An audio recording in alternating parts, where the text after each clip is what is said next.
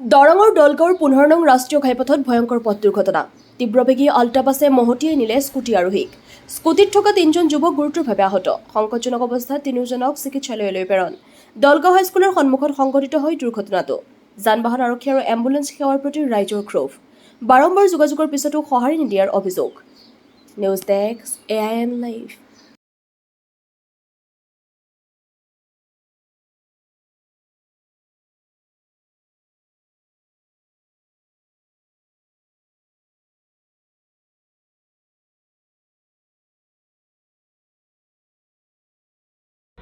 হয়, ঘটনাস্থলীত হয়তো আমি নাছিলোঁ, শব্দ শুনা পাইছোঁ। আমাৰ ঘৰ ইয়াৰ পৰা ঘটনাস্থলীৰ পৰা 100 মিটাৰ দূৰত শব্দ শুনি দৌৰি আহিছোঁ। কিন্তু প্ৰত্যক্ষদৰ্শীৰ মতে আল্ট্ৰাবাছটো আপোনাৰ মঙলদৈ এইফালৰ পৰা তেজপুৰ অভিমুখী আছিলে আৰু উল্টা ছাইডৰ পৰা আমাৰ দলগাঁও চাৰিআলিৰ ফালৰ পৰা স্কুটি আৰোহণকাৰী 3জন আছিলে এটা স্কুটিত। কাৰো হেলমেট নাছিলে আৰু মানুহে কৈ আছে যে স্কুটিটোৱে ৱেভ মাৰি থাকোঁতে আল্ট্ৰাবাছৰ সন্মুখত আহি পৰিছে আৰু আল্ট্ৰাবাছে বচাব চেষ্টা কৰিছে। সৌভাগ্য ভাল যে কাৰো বিশেষ একো হোৱা নাই।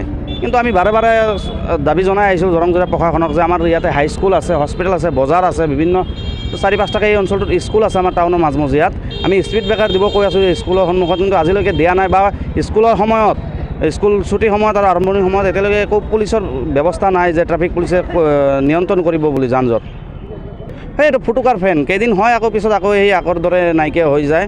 গতিকে আমি দাবী জনাইছোঁ যাতে আমাৰ স্কুলৰ ডাইটৰ সন্মুখত স্পীড ব্ৰেকাৰ দিয়ে আৰু এইফালে দলগাঁও ডেইলি বজাৰৰ সন্মুখত এটা হস্পিটেলৰ সন্মুখত এটা স্পীড ব্ৰেকাৰ দিয়ে, যাতে আমাৰ যান বাহনৰ যি গতি নিয়ন্ত্ৰণ হ'ব পাৰে আৰু দুৰ্ঘটনাৰ পৰা সঘনাই যিটো দুৰ্ঘটনা হয় সেইটো ৰক্ষা পাব পাৰে।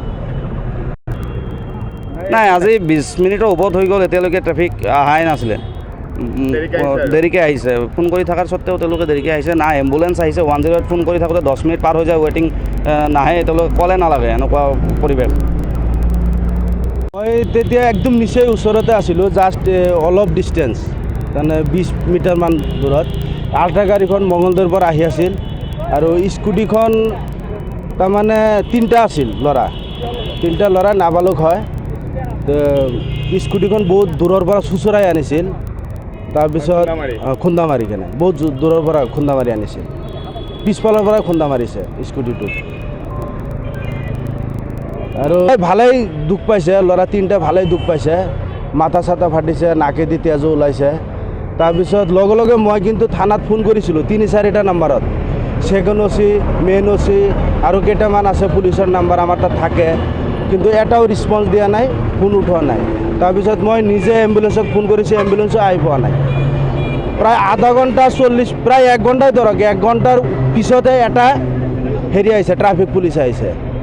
আৰু কিন্তু এনে সদায় আমি দেখা পাওঁ দলগাঁও থানাৰ ট্ৰাফিক পুলিচবিলাক ৰাতিপুৱা 5 বজাতে বা 4 বজাতে উঠি কেনে মেচিন এটা লৈ কেনে খালি ঘূৰি ফুৰি থাকে, পিলপিলি ধৰে, বাইক ধৰে। আজি কিন্তু স্পটত একো নাই। আগত আমাৰ এই হাই ছেকেণ্ডাৰী স্কুলখনত কিন্তু বহুত দূৰৰ পৰা ভাল এটা ডিষ্টেঞ্চৰ পৰা কিন্তু বেৰিকেড দিব লাগে, কিন্তু এইটোৰো সুবিধা নাই আমাৰ ইয়াত। এইটোৰ কাৰণে কিন্তু এই এক্সিডেণ্ট হৈছে। আজি যদি বেৰিকেডটো থাকিলে হয় তেতিয়া এই আল্ট্ৰাখন ইমান স্পীডত আহিব নোৱাৰিলে হয়। কিন্তু আমি প্ৰশাসনক এইটোৱে জনাওঁ যে স্কুলৰ আগত মিনিমাম 7 বজাৰ পৰা পুলিচ থাকিব লাগে ইয়াত, আৰু বেৰিকেডটো একদম জৰুৰী, মাষ্ট বি, বেৰিকেডটো লাগেই। আৰু দলগাঁও থানাৰ এই চান্দাবাটি পুলিচবিলাক আপোনাৰ চান্দা কালেকশ্যন নকৰি কেনে, দুখীয়াক হাৰাশাস্তি নকৰি, যিটো কৰিলে এক্সিডেণ্ট মুক্ত হ'ব সেইবিলাক কামহে কৰিব লাগে। আমি সদায় দেখা পাওঁ য'তে ত'তে পুলিচবিলাক থিয় হৈ থাকি কেনে বাইক ধৰে বা ধৰক পিলপিলিবিলাক ধৰি থাকে, সেইবিলাকক মাথা মাৰে, কিন্তু ক'ত এক্সিডেণ্ট হ'ব, কেনেকৈ তাৰ পৰা বচাব পাৰি সেইটো চিন্তা সিহঁতৰ নাই। আজি কিন্তু মই বাস্তৱ প্ৰমাণ এইটো, সদায় মই 3-4টাৰ পৰাও কিছুমান পুলিচ দেখা পাওঁ দলগাঁৱৰ পৰা যে মেচিন লৈ কেনে ঘূৰি ফুৰি আছে, কিন্তু আজি ক'ত গ'ল, আজি পুলিচবিলাক ক'ত গ'ল? বাৰম্বাৰ মোৰ তাত চাব নেকি, মই দেখাই দিওঁ আপোনালোকক, মই কিমানবাৰ ফোন কৰিছোঁ। এইটো OC, ছেকেণ্ড OC, তাৰপিছত DLG OC নিউ মনোজ নাম, তেখেতক ফোন কৰিছোঁ, উঠোৱা নাই। OC sir new DLG phone মাৰিছোঁ, উঠোৱা নাই, ৰেছপন্সে দিয়া নাই আমাক। এম্বুলেঞ্চৰ পৰা মই নিজে কথা পাতিছোঁ এম্বুলেঞ্চক, এম্বুলেঞ্চে কৈছে 5 মিনিটত গাড়ী যাই পাব, এতিয়ালৈকে অহা নাই। 5 মিনিট হোৱা নাই নেকি? 2 ঘণ্টা পাৰ হৈ গ'ল, এম্বুলেঞ্চ নাই। প্ৰশাসনক আমি এটাই অনুৰোধ জনাম যে আপোনালোকক এটাই অনুৰোধ কৰোঁ, দলগাঁও হাই ছেকেণ্ডেৰী ফৰেষ্ট গেটৰ পৰা আপোনাৰ ধৰক হাই ছেকেণ্ডেৰী বাউণ্ডাৰী যিমানলৈকে আছে এইখিনিত বেৰিকেডটো দিব লাগে আৰু ইমাৰ্জেঞ্চি স্পীড ব্ৰেকাৰটো বনাই দিব লাগে। স্পীড ব্ৰেকাৰ হ'লে গাড়ীখন স্পীড ইমান আহিব নোৱাৰিব। পুলিচ প্ৰশাসন থাকিব লাগে স্কুল খোলাৰ সময়ত, আৰু যেতিয়া নেকি ছুটি হ'ব, ছুটি হোৱাৰ আধা ঘণ্টাৰ আগৰ পৰাই পুলিচ মোতায়েন কৰিব লাগে ইয়াত।